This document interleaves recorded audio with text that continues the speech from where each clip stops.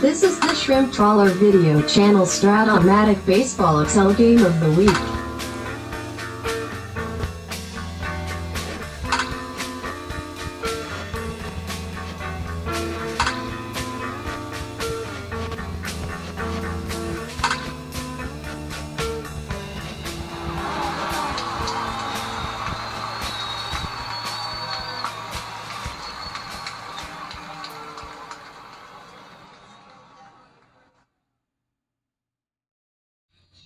Welcome back, baseball fans, to the Game of the Week. Today, the Kansas City Royals at the Milwaukee Brewers, 1977-80 Fall League game in the American League Midwest Division. Two teams that have some young stars in this era. The Kansas City Royals, we know, would be in the playoffs quite frequently in this time, 77 and 78, and then in 80 they lose the World Series to the Phillies.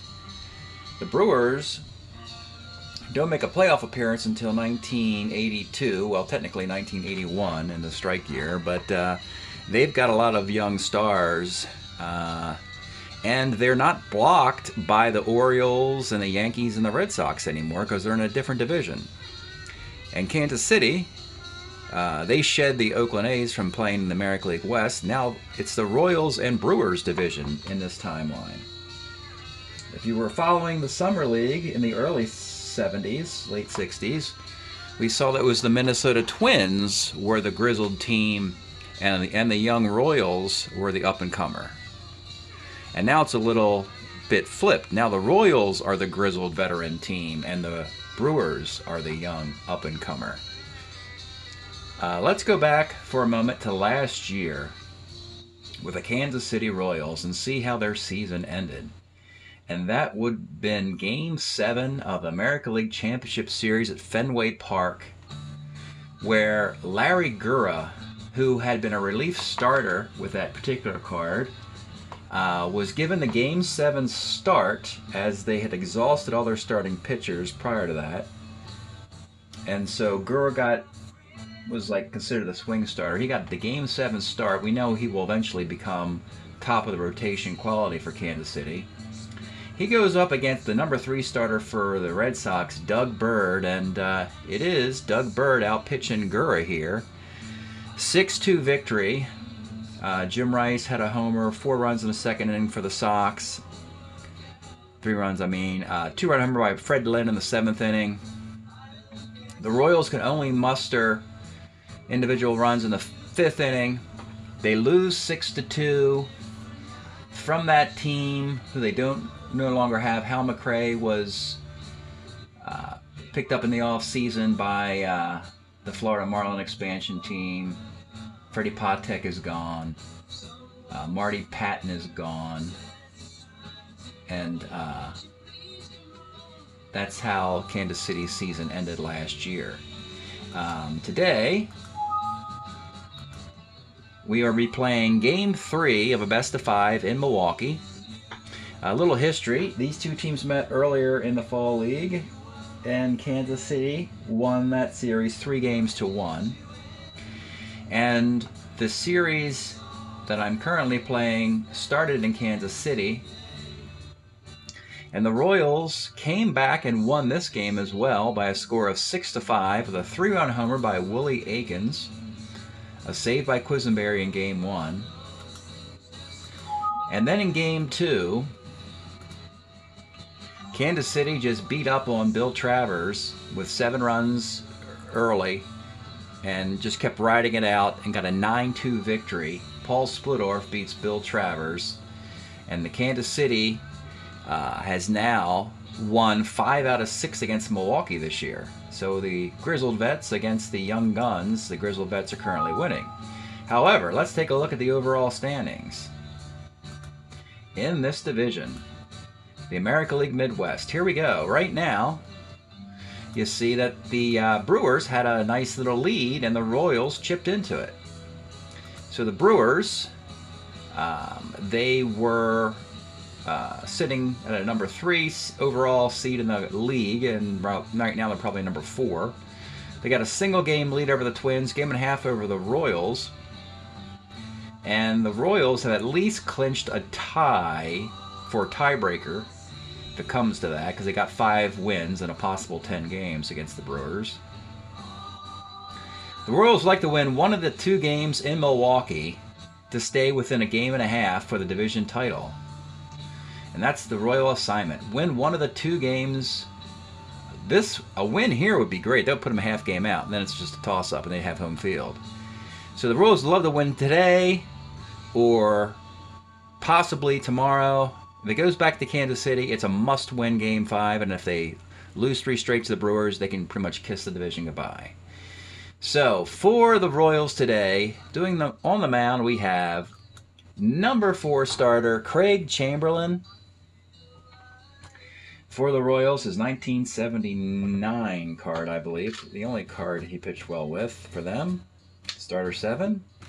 And for the Brewers, it's Moose Haas, their number 4 starter. His 77 card, again, it's not particularly good either. It's a 4.32 ERA. He would become better by 1980, which is what they'll bump his card up to next year.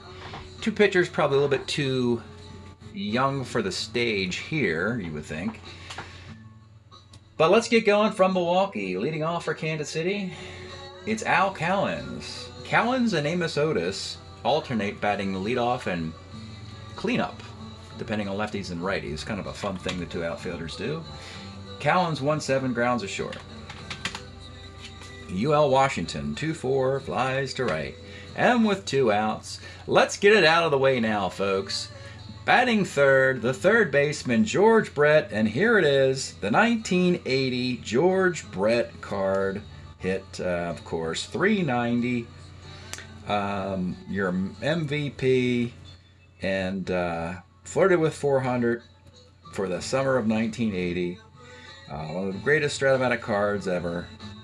And the Royals think that even though they lost some guys in the offseason, bumping George Brett's 1976 333 card up to a 390 card in 1980 should get them back to the LCS and possibly a World Series. So here we go. The pitch to George Brett. 1-9. That's going to be an extra base hit. Homer 1 of 19, triple 1 of 14, double, and double. And if you roll a 10, it's double 1 of 3. So, incredible column. This is simply a double. Simply. Runner at second, 2 outs for Amos Otis. 65, sky's the center. All right, for the Brewers, Paul Molitor leads off. 2-5, grounds a short. Brian Asselstein, acquired in the offseason, sky's the center field. They're going to eventually bump up that position to Ben Oglivie in a few years.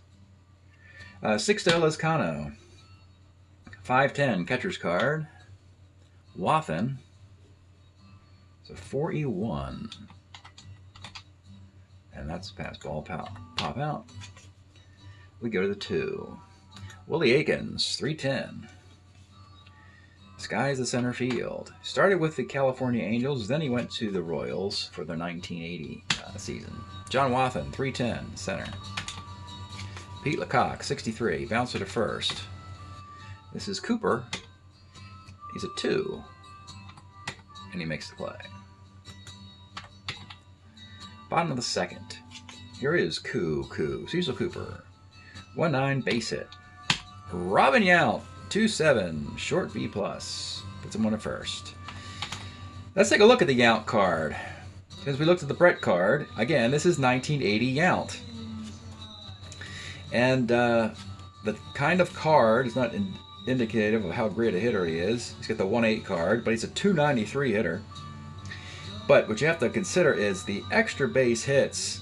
49 doubles, 10 triples, and 23 home runs, and most of that's against right-handed pitching. The triple 1 to 19 on 3-5, and the automatic double on 2-8. 2 at short, and him and Brett, their careers have mirrored throughout the 70s, all the way into the early 1990s. Brett and Yount play with their franchises the entire time. And you can see that this rivalry will go on through the rest of the carryover league as it continues from 1977 all the way to 1984. It's the Brett Royals and the Yount Brewers. So it's kind of fun that we have the same year cards.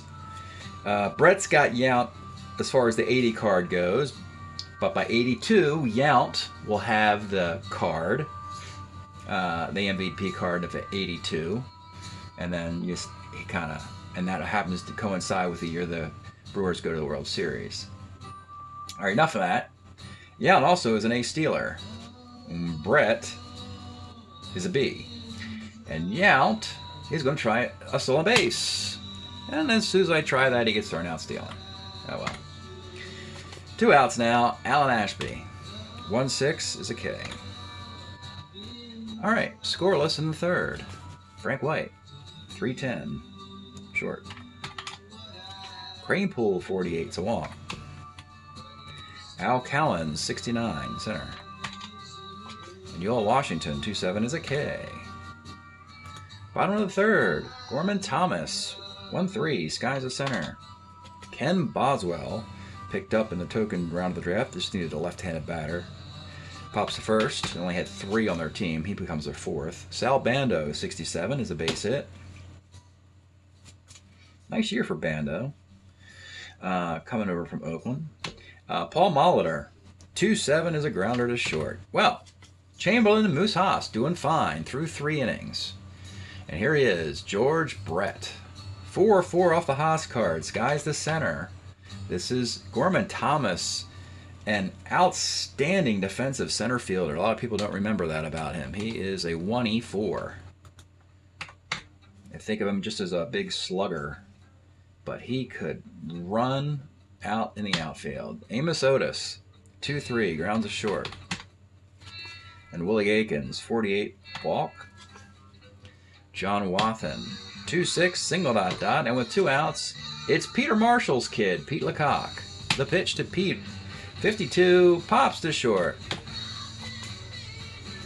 Bottom of the 4th, Brian Hasselstein.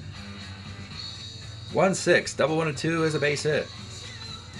Sixto Lezcano, 38 is a walk. 2 on for Cecil Cooper.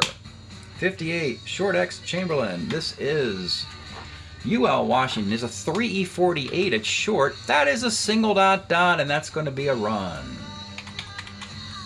The Brewers score first. They have runners in the corners. Yeah, got to bring it up. He's an A bunter. 34, pops the second.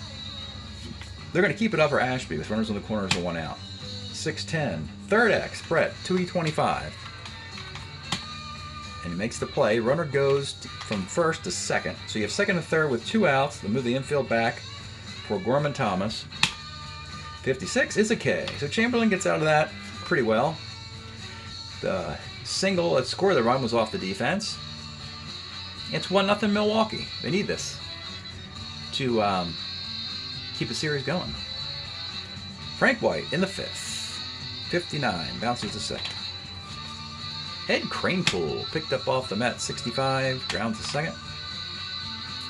Al Cowens, 2-10 is a base hit for the B stealer. We have Ashby with a -1 arm, not bad. He will hold. UL Washington, 2-10, right field, and Brett cannot bat with runners on base, unfortunately. As we go to the bottom of the 5th, let's pause a moment for station identification. This is the Shrimp Trawler video channel. Este es el canal de videos de camaroneros. Ah yes, the Enlightenment can click. It's always a good day. Always a good Strat-O-Matic day if you get the Enlightenment going midway through the game. And this could be a thriller. 1-0, bottom of the 5th. Chamberlain and Haas throwing up some good innings here. Ken Boswell leads off in the bottom of the 5th. 2-4. Bounce to first. Sal Bando, 48, lines a short. And with 2 outs, Mahler, 34, grounds to third. Wow, 1-0 game. Haven't shown many cards at all. Here is George Brett in the 6th. 49 is ball 4. He's a B stealer. He's not going to go. -1 arm for Ashby. It's Amos Otis. 2-3 short B. Now you replace runners at first. from Brett. Now you've got Otis, who's an ace stealer. They don't want to take the bat out of Willie Aikens' hands, though. 110 Aikens, a single to center field. Otis thinking about going coast to coast as a 17 runner. Gorman Thomas, a -2 arm. 15, he can run, and they're gonna try it. And he gets to third base. So you have runners on the corners now. They're gonna go up and hold in a 1-run game. And Wathen, 48, is a strikeout. And with 2 outs, it's Pete Lecoq. 52 pops to short. Moose Haas bears down, gets the last 2 outs, and keeps the shutout going. 1-0. Milwaukee. Bottom of the 6th. Brian Asselstein. 2-7. Grounds a second. Les Cano. 1-5. Grounds a short.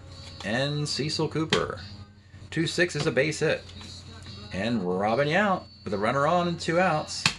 55 off Chamberlain. Grounds the second. This is Frank White. 1-19 at second base. Makes the play. All right, we're getting into the 7th inning and looking at bullpens. Pretty even bullpens. McClure, Milwaukee's closer. Milwaukee had so many starting pitchers that Pete Vukovich had to pitch in the bullpen here, and they ended up trading Jerry Augustine because they had just too many pitchers, and Jim Slayton's not around either. For Kansas City, Quisenberry's the closer. The rest of the bullpen is picked up from other organizations. But Quisenberry did a nice job with that submarine-style delivery. So let's go to the top of the 7th. 1-0. Haas throwing a shutout. So set the bull against lefties. We'll watch him closely here in the 7th. It's Frank White. 2-6 is a pop to the second. Ed Kranepool. 53, rolls to the pitcher, and with 2 outs, Al Collins. 2-4, grounds to shortstop. What a performance thus far from Moose Haas. Stretch time in Milwaukee of a 1-0 game, and we are listening to Big Stars, Keep an Eye on the Sky compilation. 98 songs, about 5 hours. If you're into that kind of thing, if there's something that you've missed from Big Star, you'll probably find it here somewhere. So there you go. Nice stuff from the Memphis band. Okay, bottom of the 7th. I think I associated, yeah, what is it? The next song. Yeah, this one. That's right. The 70s show was in Wisconsin, where the Brewers play. Okay, bottom of the 7th. Alan Ashby with a 1-0 lead. The Brewers, 46. Skies are right. Gorman Thomas, 2-6 is a walk. Ken Boswell, 66. Double 1-12 is a double. Second and third. They're watching Chamberlain closely here. He's only given up 1 run. He breaks in the 7th. They'll bring the infield up. He's pitching his heart out, so give him a chance. The same chance that they gave Haas. So bringing it up for Sal Bando. 37 is a base hit because you brought the infield up.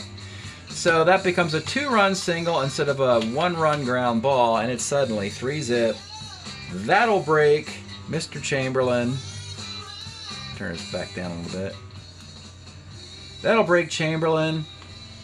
Unfortunately, it's now 3-0 Milwaukee. Chamberlain will have to leave after 6 1/3 with a runner at first and 1 out. You got Molitor, Asselstein, Lescano, and Cooper.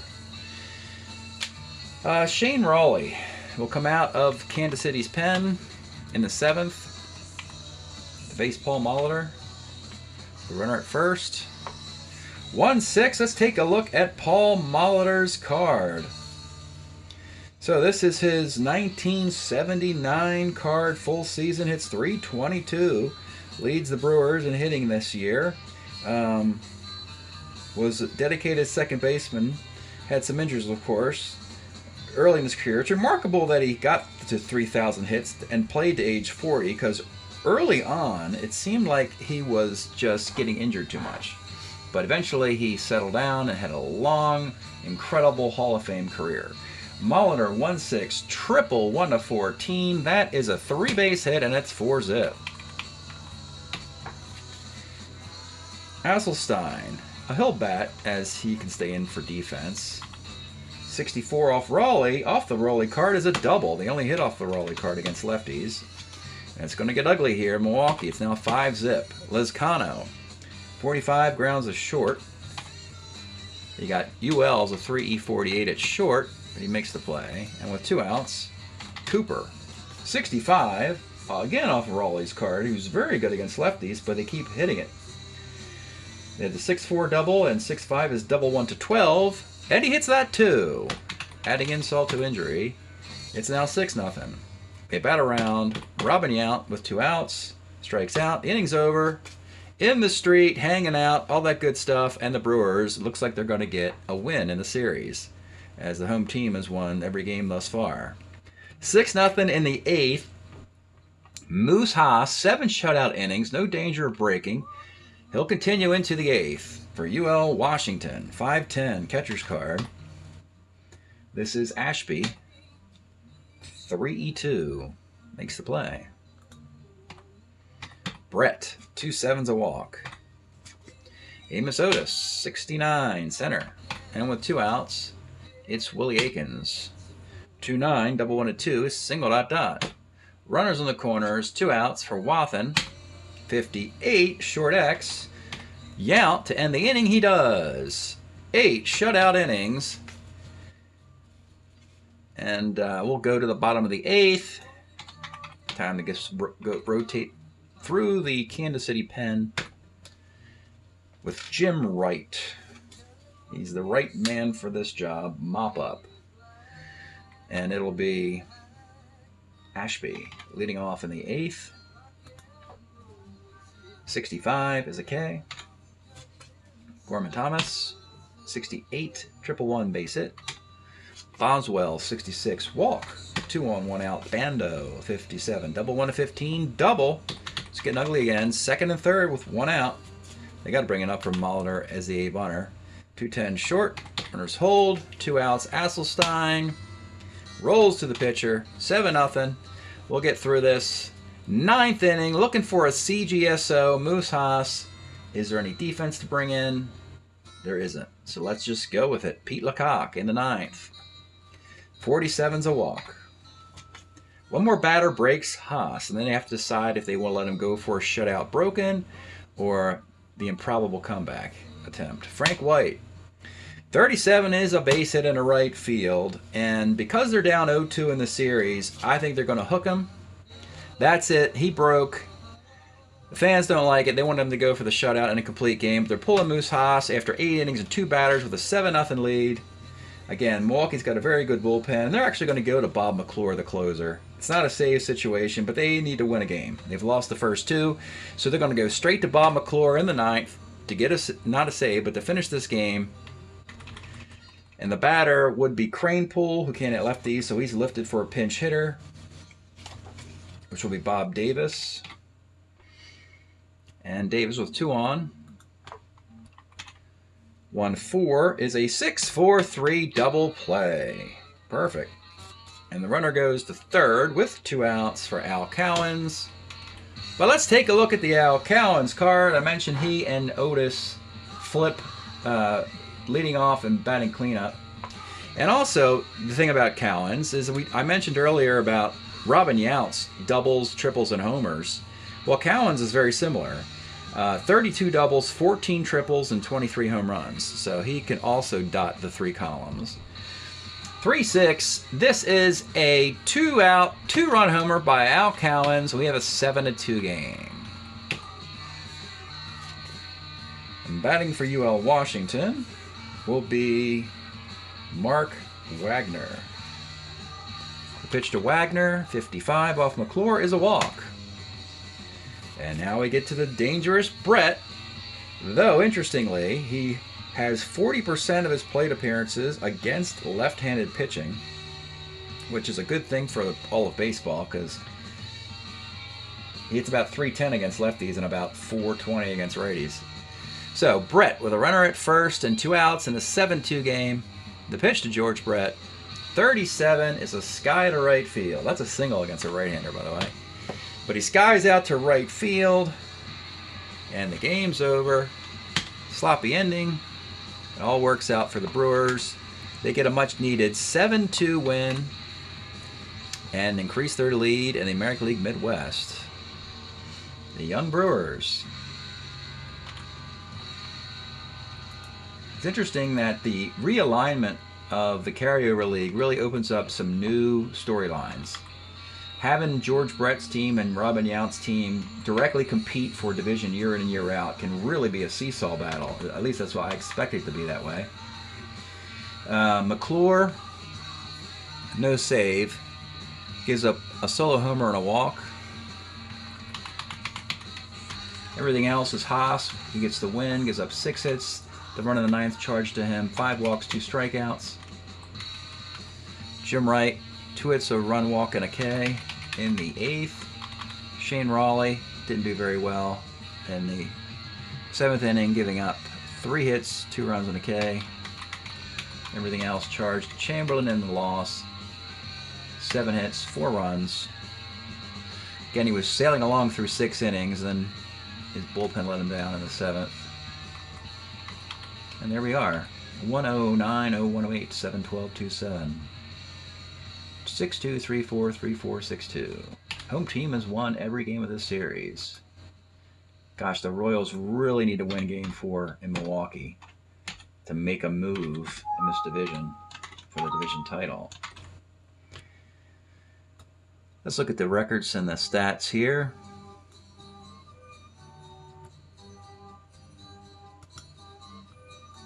You know, for Kansas City to get George Brett's 390 card, you would expect them to do better, but they haven't, as you saw the overall standings. Milwaukee, with a win, is now 14-9. They are hitting .264. I expect that to be a little better. ERA is .432. I expect that to be a little bit better too, but they are 14-9, so that's a good sign. Maybe they've just lost a bunch of blowouts, which is why that ERA is so high. But they got better hitters than this. .264, most of the starters hit above .264. And Kansas City, 2 step forwards, 1 step back. They fall back to a 12-12 record at .500. Not what we thought would happen when you add George Brett's card. They are hitting .301 as a team, but it is a team ERA of .538 that has really hurt this team. Larry Gurra is the ace. It's been awful. 1-4 with an ERA over 7. Leonard's been good, 5-1. And just kind of mediocre. Splittorf and Chamberlain, just kind of mediocre. Brett is 37 for 93. That's pretty good. He's hitting .398 with a .390 card. Right on target. And we also have some nice contributions. Brett also has 19 RBI. Al Callen's having a heck of a year.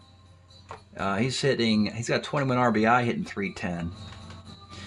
Overall, the fall league is now played 337 games, hitting .270 with a .412 ERA. There's more hitting in this era than there is in the Summer League early 70 era. Because you have Seattle and Toronto and bad pitching staffs getting mediocre pitching distributed throughout all the leagues. So that's it today. At the end of the video, I will report back with the results of a Game 4 and maybe a Game 5 and let you know who wins the series. Thanks for checking it out. We'll see you next time. Well, folks, if you're a Royals fan, it's got to be very disappointing here. Game 4 in Milwaukee again. The Royal Bats are quiet. It's Larry Gurra versus Mike Caldwell, couple lefties. Gurra gets knocked around a bit in the 5th inning. It's a Robin Yount 3-run homer. That'll be an interesting talking point. 5-0. The Royals get shut out by the lefty Caldwell. Brett goes 0 for 4 against the lefty, and they only get 7 hits. They almost got shut out in the game you saw if they didn't get that homer in the 9th by Callens. So the home team has won every game of the series, so the Royals really need to win Game 5 to get closer in 2nd place. Instead, Game 5 back in Kansas City, We have Jim Colburn and Dennis Leonard. And 2-run homer, good start for Brett in the first inning. It's 2-zip. But here come the Brewers in the 5th and 6th inning. And here's our guy, Robin Yount. A 3-run homer again in the 6th inning. And it's 4-2, 5-2 in the 7th. The Royals try and rally in the 9th. They get runners on the corners with 2 outs. And it's John Wathan as the tie run. Pete Vukovich coming out of the Brewers' pen to get the save. He strikes him out. Brewers win the last 3 games of this series. And you have to blame the Royal Bats. Kansas City only scored 5 runs in the last 3 games of the series. That's just not going to cut it. Doesn't look like it's the Royals' year, folks. And Milwaukee increases their lead in the American League Midwest. Break up the Milwaukee Brewers. Their ascent on a division title with only the Twins now in their way. Thanks for checking out the video. We'll see you next time.